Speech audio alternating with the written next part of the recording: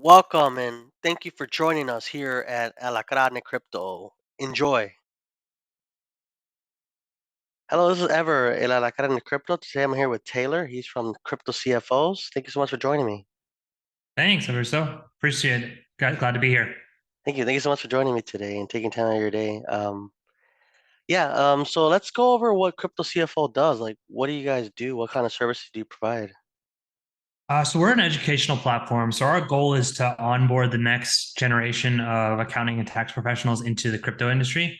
So it's massively underserved from an accounting and tax perspective. You saw that with FTX. They didn't have a single person in an accounting role in their entire organization, an organization that was worth $32 billion at one point. So, and then also you see it with all the tax professionals. Like even if you go to do your regular taxes right now, you're probably going to get turned away by multiple CPAs just because they don't have the capacity.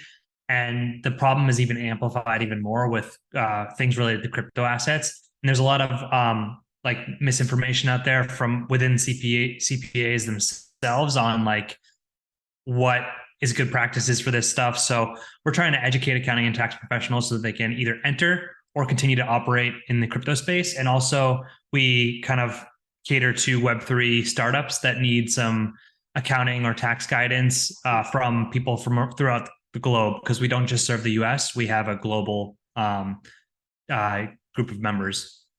Okay, that's pretty cool. And as the DeFi and crypto landscape continues to rapidly evolve, how do you stay ahead of the curve and ensure that the company's training and resources are up to date and relevant to tax and accounting professionals, like, throughout the world, like you said you serve? Yeah, I think that it requires it requires you to be passionate about the space for sure. I think you also have to be active in the space to be a professional operating.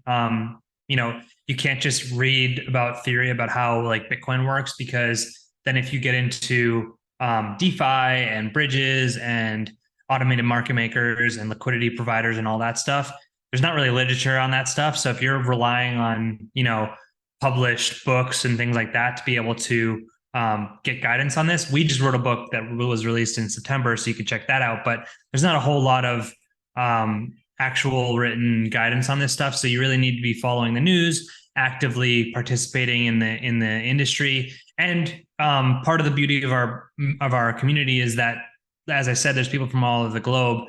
And I'd say about 60 to 75% of the people in our community already are thought leaders. So we have thought leaders from, the UK, Ireland, Switzerland, South Africa, Australia, Canada, all over the globe, India, Ghana.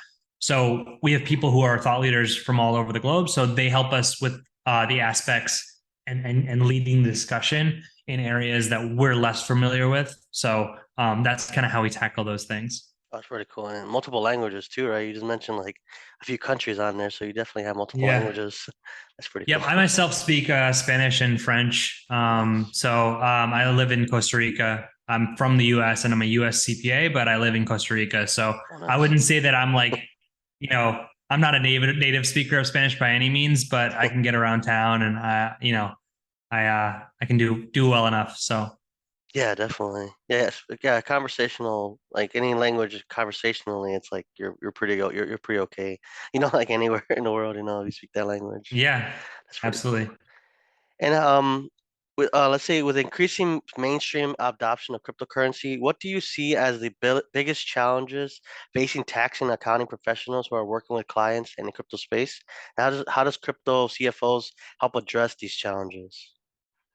I think the biggest, that's a really good question. The biggest challenge is, I always say, cost basis is the holy grail of crypto accounting. So the challenge with a lot of crypto tax software is that they're really good at, or they're getting better at helping you track your transactions and helping to pull in the correct info, but they can't know your cost basis if you're operating on multiple different exchanges, you're operating on multiple different chains, maybe you're interacting with DeFi protocols, or if you're doing OTC trades or things like that. There's a lot of areas where they just can't know what your cost basis is, and what that means is that when you go to sell your crypto, so let's say you bought Bitcoin at $10,000 and then you go to sell it at the peak, you sell it at $65,000. Yeah. Well, if you don't have that cost basis information showing that you bought it for $10,000, you're going to have to pay taxes on the full $65,000 proceeds rather than just the $55,000 gain, which, you know, it doesn't sound like a big difference, but it can make a huge difference to where, you know, if you bought Bitcoin at 40K and you sell it at 65, if you don't have that 40K basis, now you're paying on $65,000 versus $25,000. So I think cost basis and cost basis tracking is one of the biggest challenges in the space. And then, I mean, just as you alluded to before, the space is moving so fast Yeah. that, you know, I just heard about reflection tokens the other day. You know, so it's a new type of token that I hadn't heard about before. So Wow. now I've got more reading and more research to do. You know, so every day there seems like there's new use cases for crypto, and additionally, the regulations aren't set in stone yet. So we have some guidelines that we operate by, and we can use our accounting theory and put on our accounting theory hat to put our best guess forward as to how these things should be treated from an accounting and tax perspective. But until we have clear guidelines and regulations from different governing bodies around the world, that's going to be a challenge as well. So, you know, Hmm, those are the main challenges that I see at this point. I get you. Yes, yeah, especially like it's growing every day. I even heard about one that like deals with gold and silver now. Like I forgot what it's called, but it's like now they're dealing with gold and silver too with a Yeah, cryptocurrency thing. like a gold backed stable coin kind of thing. Yeah, yeah. So it's Yeah. getting Yep. it's like every day something's different. Oh, that's pretty Yeah, cool. absolutely. And let's see what else. And given the often complex tax implications of cryptocurrency transactions, what are some key strategies or best practices that you teach tax and accounting professionals to help their clients navigate these complexities and minimize their tax liabilities? So as I was talking about before, like with the cost basis Yeah. tracking, I mean, it's a big part of it is training your clients, right? So, you know, if you're an average investor and you're listening to this podcast, one of the best things you can do is create a log of every transaction that you send, so that you have detailed information on that stuff. And if you're in a position to do so, it can be better with these types of assets to meet with your tax professional periodically throughout the year so that you're not trying to unravel everything at year end. Mhm. Yeah. So that's one of the strategies that I would say, because the best way to minimize your tax liability is to have proper cost basis accounting, and then additionally, you can do things at least in the U.S. with tax loss harvesting and that get around the wash sale rules that apply to traditional assets. That may change in coming years, but you know, you obviously can't impact tax year 2022 anymore because we're not in 2022 anymore. But if by the end of the year you had some losses that you just sold and then bought back into those same assets, now you can take those losses against any gains either in that year, or you can carry forward those losses to future years. So a key thing to be aware of is that even though wash sale rules apply, and just quickly, wash sale rules mean that like you can't buy and sell something immediately because it's like Yeah. it's not really as if you exited your position. You're not really taking on any economic risks. But those rules don't apply to crypto. The only caveat is that if you were to like literally trade, like sell your ETH and then buy it back 1 second later, the IRS could say like, "Hey, that wasn't really a sale because you literally exited your position and you bought it back seconds later."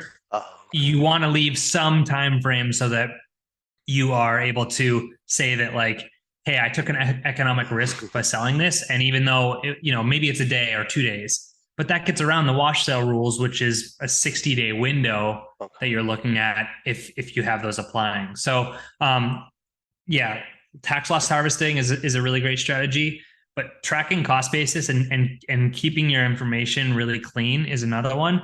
And then finally, I talk about wallet hygiene. So what I mean by wallet hygiene is, you know, starting from a clean slate. Like, don't intermingle different wallets. If you're operating in a business, you want to make sure that you start new wallets for that business and you have multiple different wallets for different use cases within the business. So maybe you have a treasury account that's secured by multisig, or you have an operations account that maybe is just a hot wallet, but it only has a small amount of money in there. So you want to make sure that you're setting up different wallets for different use cases as well. And do you recommend people using cold wallets like Trezor or Ledger, or is it more like Totally, totally. mostly just hot wallets? I know cold wallets are more secure than hot wallets, so like you really Yep. want to keep those in cold wallets more, right? Yeah, so I kind of see the transition from like you have your exchange wallet, which is like level zero security, Mhm. because the exchange is controlling your funds. You saw with FTX, like you could get locked up in a Yeah, bankruptcy, so that's like no security, right? Then yeah, it's hot wallets, which are the least secure of your non-custodial options.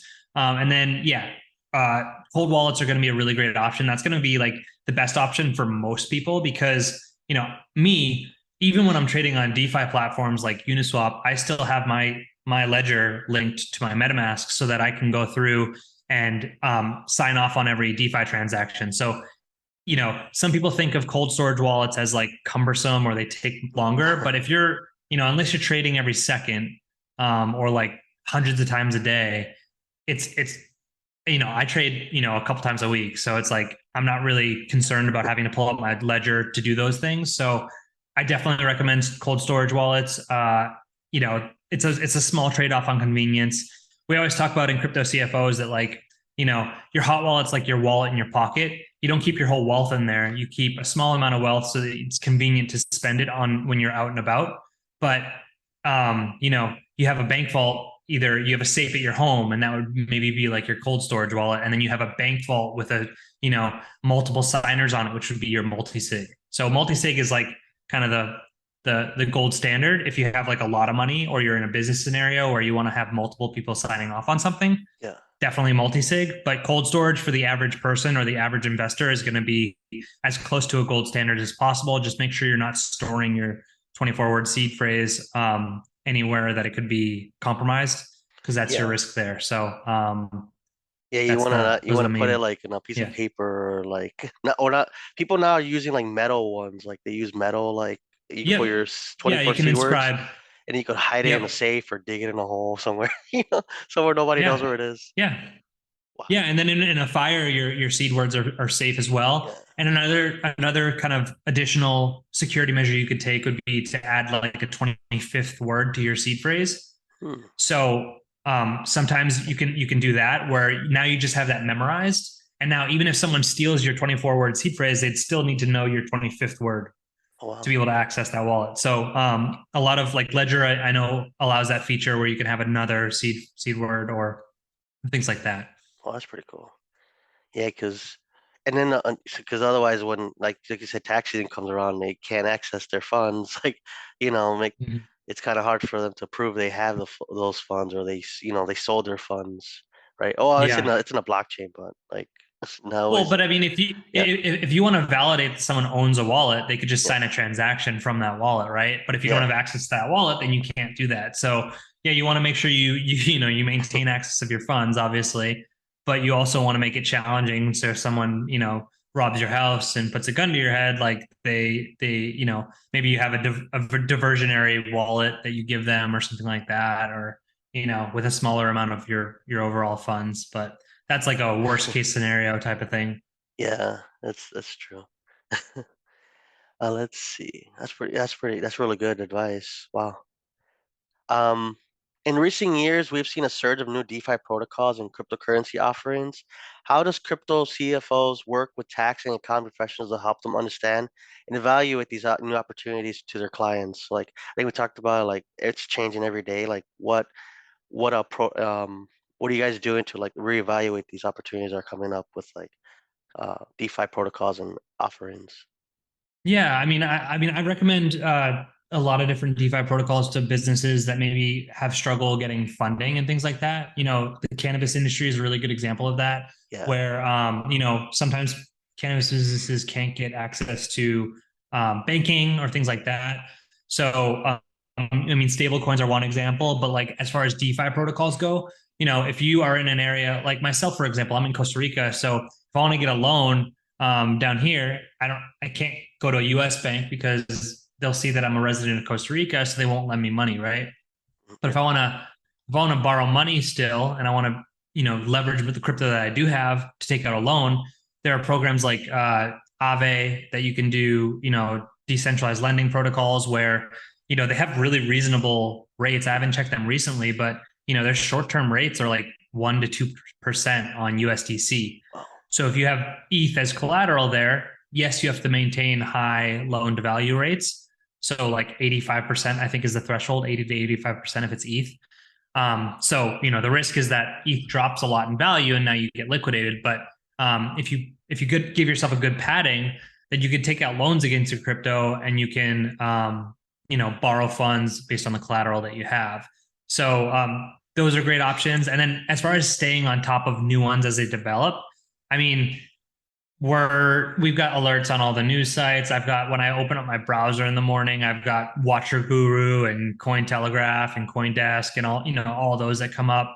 I mean, there's not many YouTubers that I recommend because I think a lot of them are just shilling stuff. But I watch Guy from Coin Bureau every week on his updates and stuff. And, there's a lot of different outlets. There's a lot of information coming out. So, you pick and choose what feels most relevant to you. Another guy is Michael Nadeau. He does Nadeau. I don't know how to pronounce his name really, but he does the DeFi report. So he does really good, like almost more traditional analysis on different protocols. Like he talks a lot about ETH and how he kind of evaluates it like if it was a business when it's really a network. So there's a lot of great information out there and a lot of great people kind of providing that too.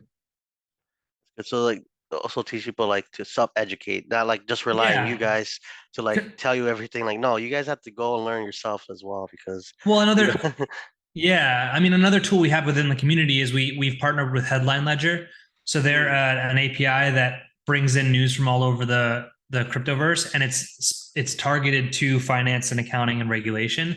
So we have these parameters. So within the crypto CFOs community, we have a news feed in there that brings in relevant news information as well. So for the people who are like lazy and don't want to don't want to be kind of out there doing and on all these different social media sites. Because I mean, crypto Twitter is one of the best places to be as well for upcoming news. But if you're not interested in Twitter or any of those other news sites, to get it from one location, we have a really good option within the community, and it kind of filters out the noise that's not related to accounting, tax, and regulation. Which yeah, most of crypto assets is related to one of those things. But yeah, very cool. yeah, Yeah, DYOR is the key of this whole industry, right? Do your own research. Is if you yeah, can't do your own research, you're not going to last too long in this industry because ultimately, the things that you learn today may be out of date in a year. Not all of it. Most of it's going to be kind of stacking on top of each other. But if you're learning about smart contracts just now, well, okay, now we have ZK rollups and we have sharding coming, and we have layer twos. So you know catch up on smart contracts, yeah, but then yeah, also learn all this other new stuff. So you kind of have to be on top of it for sure.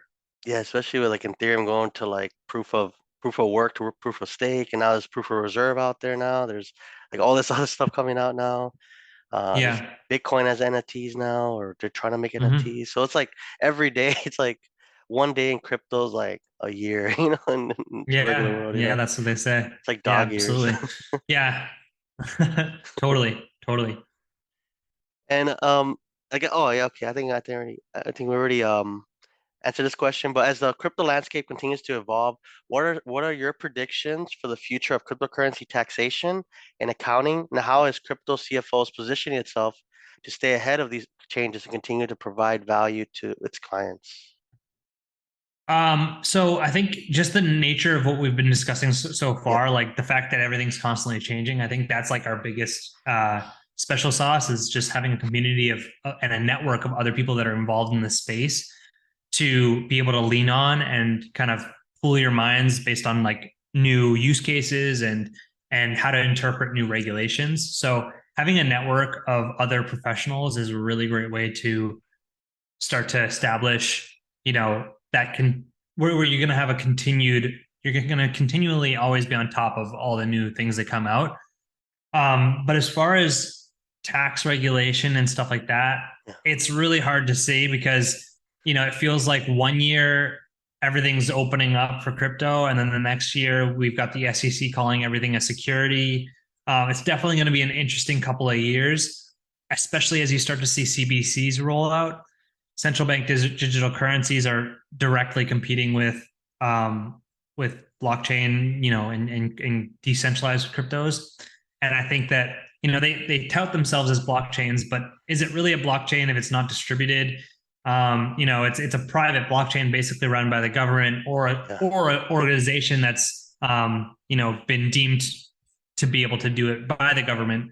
So I think CBDCs are scary, and I think that you'll start to see more crackdowns on DeFi and decentralized crypto assets in as those start to evolve. But ultimately, you know, the decentralized nature of coins like Bitcoin and ETH, it's just you can't shut them down. You can make it more difficult for people to interact with them and to off ramp. But I think for the US to, it's in the US's best interest to implement smart regulations on DeFi so that the everyday person can interact with them if they'd like to.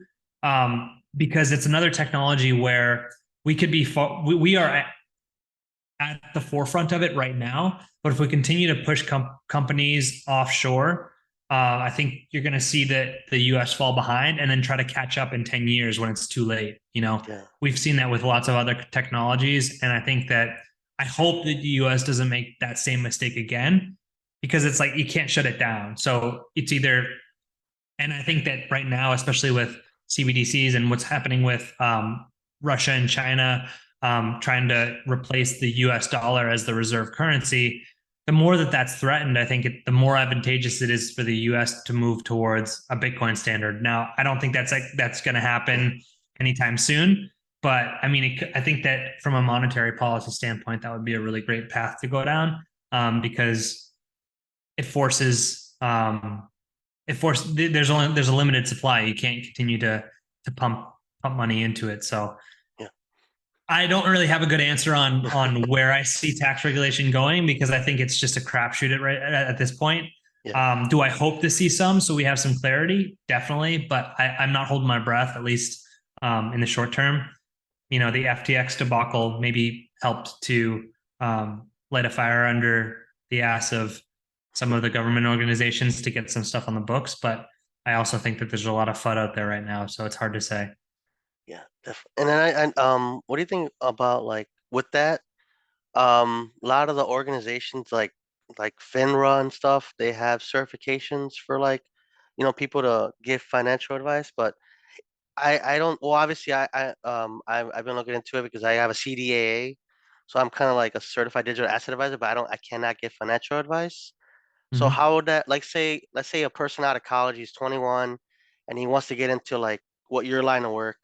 What do you recommend him to do? Like, should he go the CDA route? Should he go the SIE route? Should he go the series route? Because I don't think they have actual like that for crypto yet, right? Pretty much, or how's that work? Yeah, I mean, if someone wanted to do what we do and what we offer at Crypto CFOs, I think it's a really underserved market, so it's a really smart place to go. And I think that right now the accounting profession has like a, for lack of a better word, a sexiness problem, right? Like we're seeing people like leaving Big Four in huge masses, the Big Four accounting firms. You're not seeing a lot of graduates coming into accounting. So I think, having outlets like cannabis or crypto or these different more interesting niche kind of super underserved markets are really great opportunities for grads, right? And I think that you'll start to see, if you're getting into college and you want to know of like what's the best thing I could study, in my opinion, a really great, really strong combination would be accounting with computer science. Because Mm. if you had both of those, you would absolutely dominate the market with as far as your knowledge of crypto taxes. Because really, what it is at the end of the day is reconciling transactions on the blockchain, and you don't have to be an accountant to do that. Obviously, you have to be an accountant to interpret what those reconciliations mean and to properly categorize, the order of transactions coming in and out, whether it's first in, first out, or specific ID, or HIFO, highest in, first out, or whatever you choose. That part you need an accounting mind for, but the computer science and accounting would be a really kind of killer combination there. And I think that, you don't need any designations, but if you're studying accounting and you don't even have to go to college for this aspect too. If you're just a DGen and you want to apply what you've learned over the years on from being a DJ and trading on chain and following and reading transactions, it's a good option because all of these crypto tax firms that are out there, they all are looking to hire. And if you have specialized knowledge, you're that much more attractive and you can command that much higher pay. So that's what I would recommend to recent grads or people who are entering college in that time frame. Nice. And then for current people that are already in the space, they're already like Mm-hmm. CPAs, but they're not like certified in crypto, or like do is that also recommend the same thing, or like you could just like go into that right away? Yeah, I mean, it's a little bit harder if you're just a CPA and you don't have any experience in blockchain. Yeah. But I would recommend joining our community. Obviously, I mean, obviously, shameless plug, but we we're developing a certification program now Wow. to where you can be. We're doing a kind of an audit of an accounting and audit track, and then we're doing a tax track. So you can specialize in one of the two or both if you choose.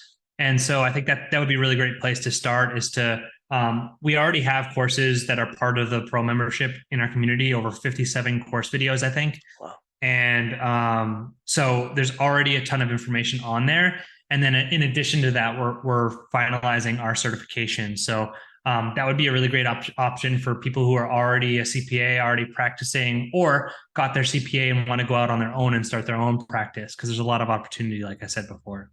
Yeah, definitely. You said 57 like course videos? Yep, Oh yep. We have wow. they're spread out over five or six different courses. So the fundamentals course, for example, I think has 17 different videos, and then we have a DeFi course and taxable transactions, non-taxable transactions, and then recent legislation and things like that. So we have practical courses like how to read data on chain, like via Etherscan or something like that. And then we have also more kind of higher level courses like whether cryptocurrency is treated as property or currency or smart contracts and things like that. So lots of easily digestible videos, and then we have additional resources attached to the videos if people want to dive a little bit deeper. Yeah, what's the website? I know sometimes they have, is it CryptoCFOs.com, or what's the? Yep. Yeah. So it's CryptoCFOs.com is the main landing page. And then there's a register button there. You can click and register for the community. And then the community, once you're signed up, is community.cryptocfos.com. So yeah, we're on desktop, and then also we're in the Apple App Store and Google Play. So you can download the community on your mobile device. If you want to watch the videos and you're not going to have access to the internet, you can download those to your phone beforehand, so you can watch those on a plane, and then it'll upgrade it'll update your progress once you get back on internet. And another cool thing is that once you complete each of our sections, you can get you automatically get a certificate showing that you completed that, and you can just click on the link and you can automatically add that to your LinkedIn profile so that you can show that you completed the Crypto CFOs accounting for crypto assets fundamentals course, and then it'll show up as an achievement on your LinkedIn profile. So that's another cool option for some of the things that we have within the community. Nice. And there's a free option and a pro option, right? Or is it all like, oh, it's all paid? Like, is it like? There's a $9.99 option, which gets you the Nice. community and the network. So that's like the kind of base level option, and then the pro gets you all the videos. We do office hours twice per week. So if you have specific questions for us, you can jump into our office hours section and ask us questions directly. And then we also do a water cooler Wednesday talk on every Wednesday at 4 p.m. EST. So that's just like more focused conversations on whatever topic of the week.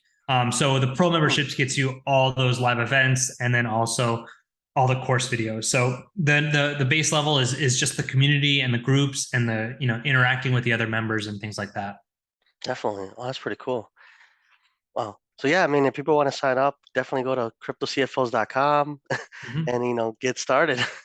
Yeah, And and one last thing is we have an NFT as well. So our oh NFT wow. is the account ants. It's on OpenSea and Rarible right now, and those get you lifetime access to the community. So right now they're priced at about 0.33 ETH, so right around $500. And for that gets you lifetime access as long as you're the holder of the NFT. So that's another option for people as well. Is that a So DAO or is it just NFT? I know DAOs are it's just just an a NFT just that, an NFT. yeah, it's just an NFT that represents your membership in the community. Okay. So like similar to, I don't know if you've heard of the Fly Fish Club, where they have like a restaurant that's opening in New York City. Oh, yeah. You own, as long as you hold the NFT, you can access the restaurant. Similar sort Yeah. of thing, It's but it doesn't have a like a DAO. VIP or something. It's like here you go. Yeah, yeah, exactly. So we're implementing Web3 logins so that you can just sign a transaction with your wallet, and then that gets you access to the community, assuming you have the NFT in there. So yeah, yeah, we've got a lot of cool things in the pipeline too. And you also have a podcast, right? Or are you working on a Yep. podcast? Yeah, so we have so our fundamentals course that I was talking about that's part of our pro membership.